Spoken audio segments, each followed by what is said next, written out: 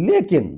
ایک سزا آپ کے سامنے ہے جو کہ عدت نکاح کے اوپر یعنی سنائی گئی، اور یعنی آپ کی عدلیہ نے، آپ کی فوج نے، سیدھا بات کرتا ہوں عاصم منیر نے، اور تمام لوگوں نے جن کو صرف اس چیز سے غرض ہے کہ ان کی چند روزہ زندگی بچ جائے، اور اس کے لیے انہیں جو کرنا پڑے بائی ہوک اور بائی کروک وہ کریں گے۔ انہوں نے ہمیشہ یہ کیا۔ آپ روزانہ رات کو سوتے ہیں اور آپ سمجھتے ہیں، ہم لوگ سمجھتے ہیں کہ اس سے زیادہ آپ یہ نیچے نہیں گر سکتے، یعنی یہ ریحانہ ڈار کے گرے باندھ تک ان کا ہاتھ چلا گیا، بیٹوں کے سامنے ماؤں کو ننگا کر دیا، ماؤں کے سامنے بیٹوں کو ننگا کر دیا، اس کے ساتھ ساتھ جو ہے ویڈیوز جو ہے میاں بیوی کی جو ہے ان کی بیٹی کو بھیجی جا رہی ہے۔ تو اس سے گنونا جرم، اور اس پہ جو خاموشی ہے وہ جرم ہے، اور یہ خاموشی، یہ جرم جو ہے، یہ بولے نہ بولے مجرم بولے گا اور اس کو لٹکایا بھی جائے گا انشاءاللہ، کیونکہ وقت جو ہے وہ ہمیشہ ایک سا نہیں رہتا، یہ وقت بھی گزر جائے گا۔ اور مبارکباد دیتا ہوں پی ٹی آئی کو، ان کے سپورٹرز کو، ان کے ووٹرز کو جو اب تک ڈٹے ہوئے ہیں، اور ان شہداء کو جو اب تک شہید ہو چکے ہیں۔ شاید اگلا نمبر ہمارا ہو، اور الحمدللہ اللہ تعالیٰ سے شہادت کی موت مانگنی چاہیے، اور ایسی موت کہ آپ کا خون کا قطرہ زمین پہ بعد میں گرے اور آپ جو ہے وہ جنت میں جا چکے ہوں۔ تو بہرحال جو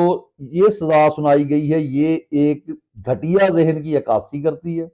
یہ ایک ایسے معاشرے کی عکاسی کرتی ہے جس نے صرف ایک تہذیب کا لبادہ اوڑا ہوا تھا، گو کہ منٹو نے ان کو ننگا کر دیا تھا،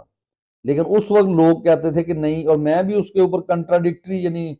کہہ لیں کہ ویوز ہو سکتے ہیں کہ وہ جو بات کرتا تھا، کیونکہ آپ کے پاس جب کسی کی بات آتی ہے اور خاص کر نجی زندگی کی، تو آپ کی کوشش ہونی چاہیے کہ اس کو دبائیں، نہ کہ اسے پروپگیٹ کریں۔ یہ ہمارے دین نے ہمیں سکھایا ہے، ہمارے نبی نے سکھایا ہے۔ اور دوسری بات یہ ہے کہ آپ کی لفاظی ایسی ہونی چاہیے، جہاں پہ منٹو کہتا ہے نا کہ اگر ہم عام زبان میں ایسے کہتے تو میں وہاں پہ بھی کہہ دیتا ہوں تو کیا اس میں جرم ہے؟ نہیں جناب، جرم نہیں ہے، لیکن یہ ایتھکس کے خلاف ہے۔ یہ سوسائٹیز کے جو نارمز ہوتے ہیں، جو سوسائٹیز کی ویلیوز ہوتی ہیں، ان کے خلاف ہوتے ہیں جب آپ ایسے الفاظ کا استعمال یعنی ہوتا ہے۔ ہماری سوسائٹی میں ہوتا ہے، گلی کوچوں میں ہوتا ہے، ہمارے ایسے لوگ ہیں، آپ جنوبی پنجاب میں چلے جائیں کہ ان کا سلام دعائی گالی سے شروع ہوتا ہے، اور وہ گالیاں بھی کن کی، وہ آپ سارے اس کلچر کو سمجھتے ہیں جو وہاں کے رہنے والے ہیں۔ لیکن اس کے باوجود یہ تو زبانی کلامی ہوتا ہے نا، اصل دل میں ہوتا ہے۔ دل میں سب کی مائیں سانجھی ہوتی ہیں، سب کی بہنیں سانجھی ہیں۔ یہ ایک ایسا معاشرہ ہے، یعنی فسطائیت کے باوجود، انگریز کی غلامی کے بعد، کالوں کی غلامی کے باوجود، اس میں یہ چیز کو مد نظر رکھا گیا کہ کم از کم، اور لوگ غیرت کے لیے جیتے ہیں، یعنی بغیرتی کے لیے نہیں جیتے، بغیرتی کے لیے بھی ہیں، ان کا بھی زوال ہوتا ہے، جو بغیرت ہے وہ آپ کو پتہ ہے۔ تو بہرحال یہ سزا ایک ایسی سنائی گئی کہ جس کو آپ یوں اگر کہیں نا دین اکبری جیسے بنایا گیا تھا، اکبر اعظم نے صرف اپنی حکومت بچانے کے لیے دین میں ایسی ترامیم کر دی کہ وہاں تو چلو مجدد الف ثانی صاحب پہنچ گئے، لیکن یہاں پہ تو مجدد الف ثانی صاحب نہیں نہ آئیں گے۔ یہاں پہ تو کیونکہ تمام لوگ یہ مجدد اپنے آپ کہتے تو ہے، لیکن دراصل یہ مجدد نہیں ہے، یہ ہے رنگیلے، رنگیلا مولوی، یعنی آپ کہتے ہیں نا رنگیلا وزیر اعظم، یہ رنگیلے مولوی ہیں جو طوطے کی طرح وہ باتیں بولتے ہیں جو ان کو بتائی جاتی ہیں، یہ آپ کو چیریٹی کے اوپر لگاتے ہیں۔ اب جو ہے بال کچھ آوازیں اٹھ رہی ہیں، ان کو اپریشیٹ کرنا چاہیے جو سچ بولتا ہے۔ تو یہ عدت کا معاملہ جو ہے وہ ہمارے یعنی قانون کے مطابق اگر میاں بیوی دونوں قرآن پر ہاتھ رکھتے ہیں، اور خاص کر عورت کی گواہی ہوتی ہے، وہ کہتی ہے کہ میں نے عدت پوری کر کے نکاح کیا ہے، تو پھر آپ جو ہے اس کے اوپر سزا نہیں سنا سکتے۔ لیکن جو میکسیمم سزا ہو سکتی تھی وہ 7 سال کی تھی قید کی،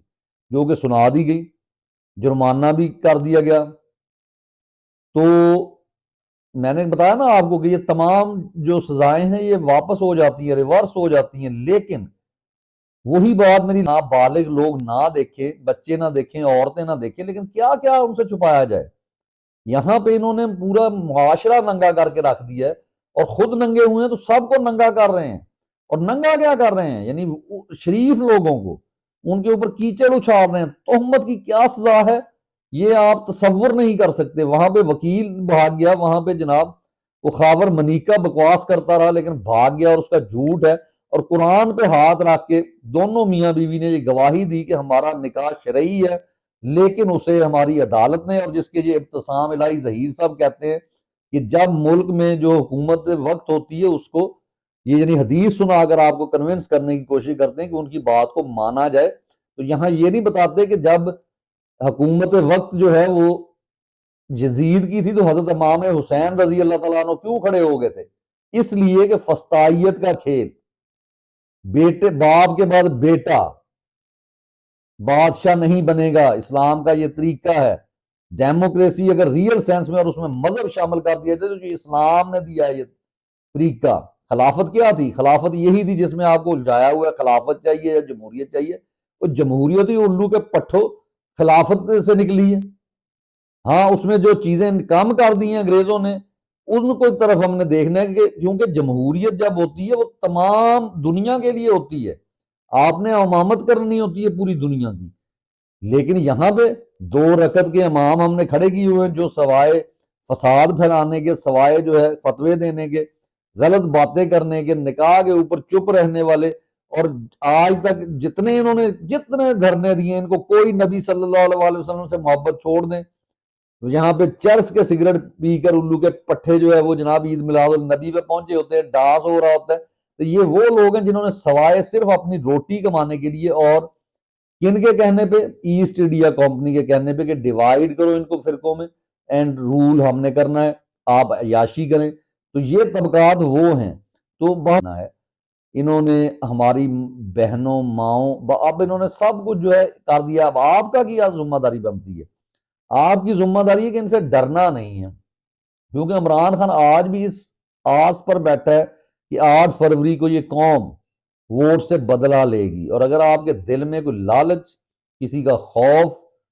اللہ کے علاوہ آیا ہے تو پھر سمجھ لیں کہ آپ مسلمان ہو کر مرنے نہیں جا رہے، کیونکہ یہ مولوی آپ کو بتاتے ہیں کہ ایمان کا 3 درجہ اختیار کر لو، ٹھیک ہے وہ، لیکن وہ سب سے پہلے احسن طریقہ ہے کہ اپنے سچ کے لیے جان دے دو اور نجات مل جائے گی آپ کو، آپ کے چھوٹے بڑے گناہ اللہ تعالیٰ معاف کر دیتا ہے، قرآن پاک میں یہ فرمایا گیا ہے، اور قائد اعظم نے اس کا حوالہ اپنے اقوال جو اس کے تھے ان کی کورس تھی اس میں دیا کہ نجات کا واحد ذریعہ ہے، تو ارشد شریف کی نجات ہو گئی، یہ دنیا کیا ہے۔ اور یہاں پہ مولویوں کو میں نے دیکھا ہے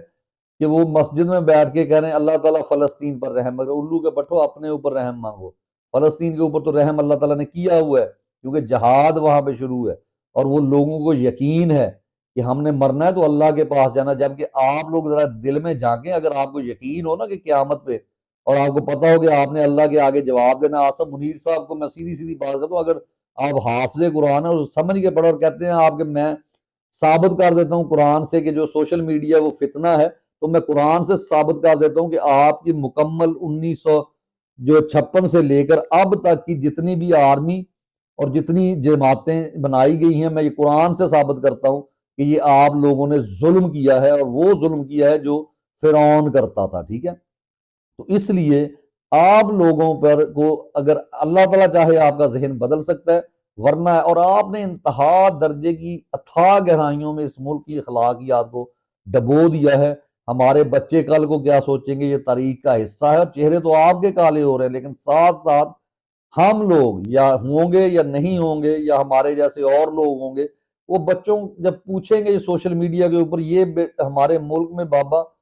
کیوں یہ عورتوں کو گھسیٹا گیا تھا، یہ کیسے گھسیٹا گیا تھا، یہ اتنی پاک باز عورت جس نے پردہ کیا ہوا ہوتا ہے، ہر وقت نقاب کیا ہوتا ہے، اس نے قرآن پر گواہی دی، تو قرآن کی گواہی سے بڑی گواہی کیا ہوتی ہے؟ انہوں نے وہ بھی تسلیم نہیں کی۔ اور جب کہ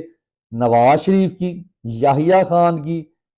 جنرل ضیاء الحق کی جو عیاشیاں ہیں، جن جن عورتوں کے ساتھ ان کے تعلقات رہے ہیں، وہ تاریخ کا حصہ ہیں۔ میں نام نہیں لینا چاہتا کیونکہ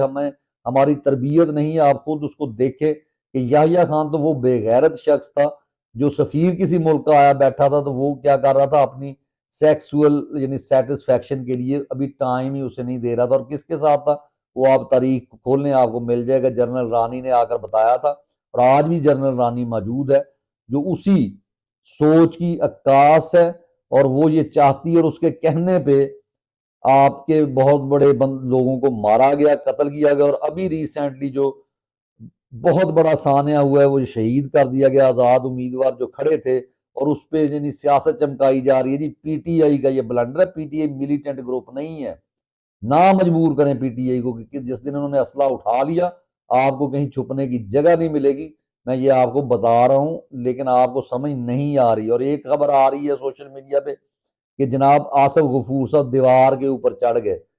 تو کیا وہ بندر ہیں جو دیوار پہ چڑھ جائیں گے جناب؟ وہ انسان ہیں۔ اور ویسے بھی فوج میں